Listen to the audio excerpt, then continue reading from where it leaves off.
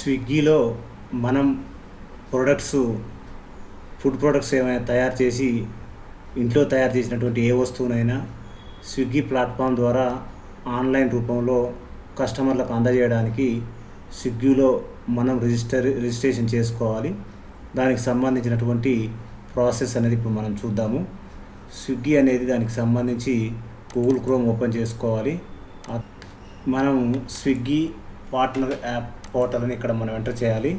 Enter చేయగానే ఇలా open అవుతుంది. ఇక్కడ గెట్ స్టార్టెడ్ అని ఒక ఆప్షన్ ఉంది. ఇందులో మనం మన ఐడి నెంబరు మనం ఆల్రెడీ రిజిస్టర్ అయితే ఎంటర్ చేసుకోవాలి, లేకపోతే ఫస్ట్ అయితే మొబైల్ నెంబర్ ఎంటర్ చేసుకోవాలి. అది అప్లై చేసుకోవడానికంటే ముందు, రిజిస్ట్రేషన్ చేయడానికంటే ముందు FSSAI లైసెన్స్ కాపీ ఉండాలి. రెస్టారెంట్ మెనూ కూడా మనం తయారు చేసుకోవాలి.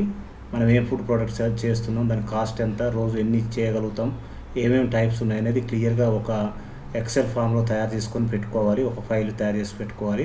మనం ఎవరి పేరు మీద అయితే డెలివరీ పార్ట్నర్గా చేస్తున్నాం వాళ్ళ బ్యాంకు డీటెయిల్స్ అన్నీ కూడా మనం అందుబాటులో ఉంచుకోవాలి. GSTIN నెంబరు ఉంటే బెటరు. ఇది కూడా అడుగుతుంది మనం రిజిస్ట్రేషన్ చేసేటప్పుడు. తర్వాత పాన్ కార్డు కూడా ఉండాలి. దీనికంటే ఇది చేసిన తర్వాత మనం స్విగ్గీ ఓనర్ యాప్ను చేసుకోవాలి, డౌన్లోడ్ చేసుకోవాలి.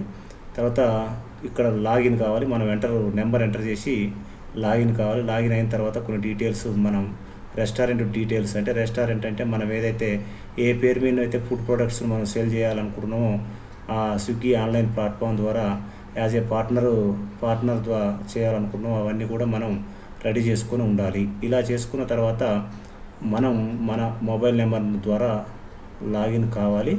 లాగిన్ అయితే